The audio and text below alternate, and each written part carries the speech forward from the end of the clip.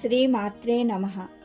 వారాహి నవరాత్రులు చేయాలనుకునేవారు ఈ సంవత్సరం 2024లో జూలై 6 నుండి ప్రారంభమై 15తో పూర్తవుతుంది.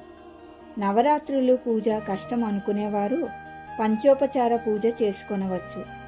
అమ్మ కరుణా కటాక్షాలు మనపై కురవాలంటే ఈ 9 రోజులు అమ్మని ద్వాదశ నామాలతో పూజించండి. అవి ఏంటో ఇప్పుడు చూద్దాం.